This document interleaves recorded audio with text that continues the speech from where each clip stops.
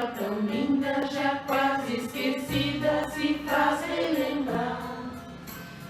Contendo 7 letrinhas e todas juntinhas se lê cativar. Cativar é amar, é também carregar um pouquinho da dor que alguém tem que levar. Cativou, disse alguém, laços fortes criou, responsável tu és pelo que cativou. Oh, oh,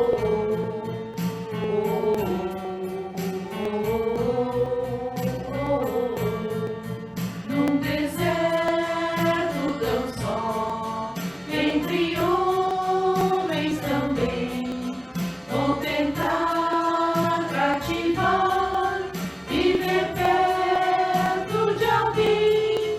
Vou tentar cativar, viver perto de alguém. Responsável tu és pelo que cativou, disse alguém, laços fortes criou, responsável tu és pelo que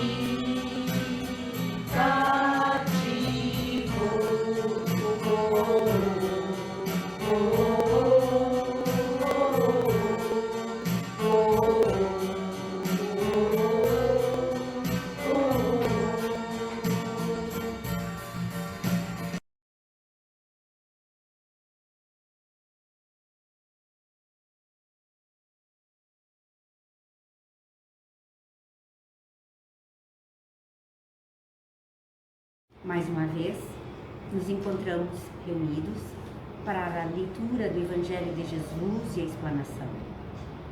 Nesse momento, solicitamos a condução dos trabalhos e também saudamos a cúpula espiritual desta casa, aos irmãos encarnados que nos acompanham e aos desencarnados, solicitando orientação, intuição e condução desse momento, dessas mensagens. Nós dizemos: Ave Maria, cheia de graça, o Senhor é convosco. Bendita sois vós entre as mulheres e bendito é o fruto do vosso ventre, Jesus. Santa Maria, Mãe de Jesus, rogai por nós, pecadores, agora e na hora do nosso desencarne. Nesse momento, passamos a palavra para a irmã Beth, responsável pela leitura e pela explanação do Evangelho. Irmãos, nós hoje vamos começar o capítulo 22. Não separeis o que Deus juntou. É um capítulo curtinho, mas que tem um peso enorme, né?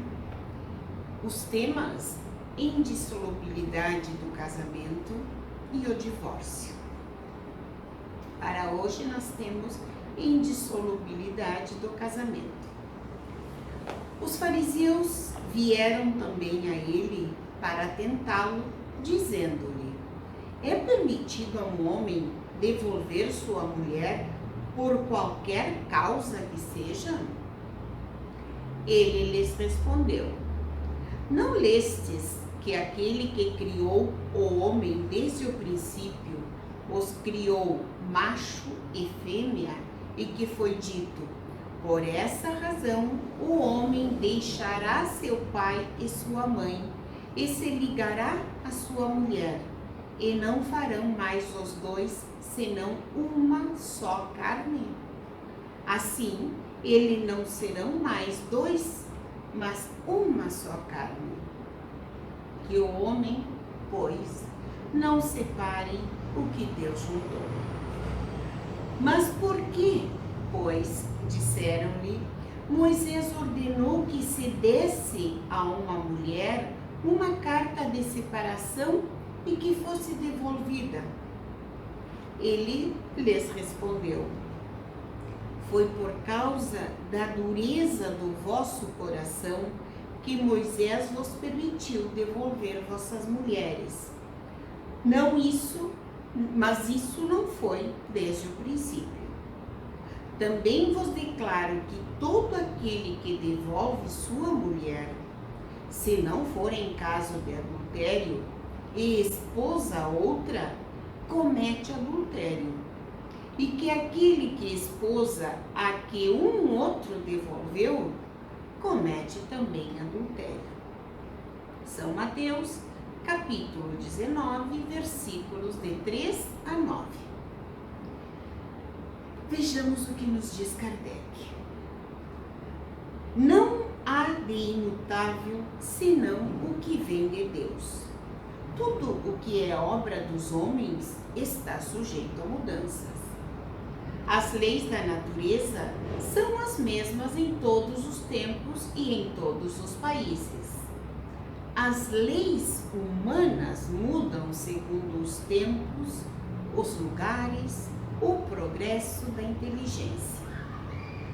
No casamento, o que é de ordem divina é a união dos sexos para operar a renovação dos seres que morrem. Mas as condições que regulam essa união são de ordem tão humana que não há no mundo inteiro, e mesmo na cristandade, 2 países em que elas sejam absolutamente as mesmas, e que não haja um em que elas não tenham sofrido mudanças com o tempo. Disso resulta que, aos olhos da lei civil, o que é legítimo num país em uma época é adultério num outro país em outro tempo. Isso porque a lei civil tem por objetivo regular os interesses das famílias e esses interesses variam segundo os costumes e as necessidades locais. É assim que, por exemplo, em certos países, só o casamento religioso é legítimo. Em outros, é preciso também o casamento civil. Noutros, enfim, só o casamento civil basta. Bom, nós temos aqui uma passagem bíblica, uma referência bíblica de São Mateus, em que nos apresenta as tentações, os momentos em que, neste caso, os fariseus quiseram tentar Jesus para ver se encontravam alguma falha, algum erro no que ele estava transmitindo. A grande pergunta era: por que se um homem pode devolver uma mulher? A situação fica bem clara no seguinte aspecto: a união pode ser de acordo com as leis de Deus ou com as leis humanas. E o que Deus uniu, o homem não separa. E o que Deus uniu? Com que finalidade se une? Nós que somos reencarnacionistas, nós sabemos que as uniões acontecem para que nós possamos evoluir. Situações que ficaram pendentes em outras vidas, nós temos a oportunidade de refazê-las em outra vida, em outra existência, porque a vida é uma só, né? Mas então, o que Deus une? Como se unem de acordo com as leis de Deus? É a união pela lei do amor. E quando esse amor existe, o homem não consegue separar. Poderão acontecer situações que balancem esse relacionamento, mas foram unidos por uma lei maior, Então sempre alguém segura esse relacionamento, alguém procura a solução e ele segue adiante, porque foi uma união de acordo com a lei do amor. Mas aqui ele nos diz que havia sim uma situação em que poderiam devolver a esposa. E aqui nós vemos um grande machismo, né? Porque só a esposa comete adultério, só ela é que pode ser devolvida e o homem segue adiante. Mas nós estamos falando da lei mosaica, antes de Jesus. E o que era permitido, sim, em caso de adultério, sim, poderiam devolver a mulher. E aqui fizeram uma pergunta: por que Moisés permitiu devolver? E Jesus respondeu: pela dureza do vosso coração. A dureza do coração que faz com que muitas vezes as uniões não tenham como fundamento o amor. E quando existe amor, existe perdão. Agora, se a base dessa relação não é o amor, não existe o perdão, e aí podem acontecer situações que sim, neste caso, levavam à possibilidade de devolver aquela pessoa. Nos diz também depois que as leis mudam, as leis humanas. A lei de Deus é uma só. A união com a finalidade de possibilitar aqueles espíritos que querem reencarnar a opção, a oportunidade de que isso aconteça. Essa é a verdadeira união para Deus. Os homens estabelecem leis, e aí nós temos o casamento civil, que é uma garantia e varia de acordo com os lugares, com as épocas.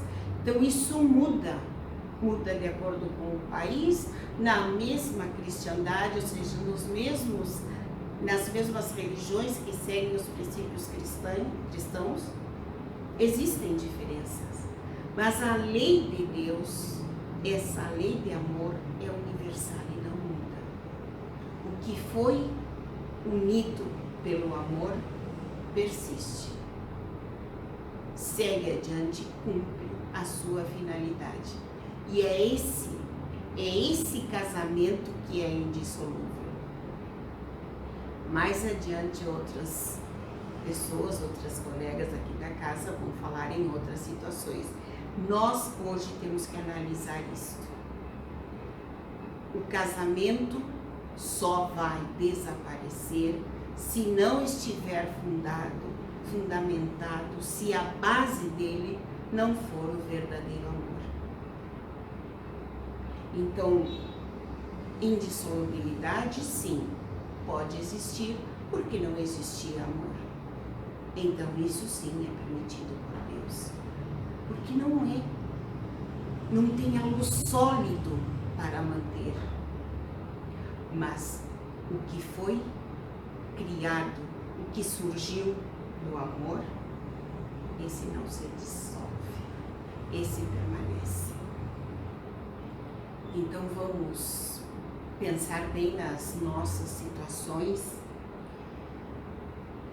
Aqui nos fala casamento religioso, casamento civil, os dois, e nós temos muitas uniões que não surgiram com um contrato, com um papel assinado, mas pelo verdadeiro amor. E permanecem, e seguem, e são fortes, e cumprem aquela finalidade de receber esses espíritos e de guiá-los nesta vida. Então, essa união é abençoada por Deus, porque surgiu do amor. Não é um papel, não é um ato religioso, um rito que vai fazer com que esse casamento perdure. Mas sim o verdadeiro amor. Aquele que ampara, aquele que segura, aquele que faz caminhar juntos, aquele que entende os problemas e procuram juntos a solução. Então, esse é indissolúvel. E é nessa união que nós devemos investir. Uma união feita com amor. Que a paz, a luz e o verdadeiro amor permaneça sempre conosco. Muito obrigada, Beth, pela leitura, pela explanação clara e pela reflexão que tu nos deixas até que nós possamos nos encontrar novamente. Sendo assim, nós dizemos: Pai nosso que estais no céu, santificado seja o vosso nome. Venha a nós o vosso reino.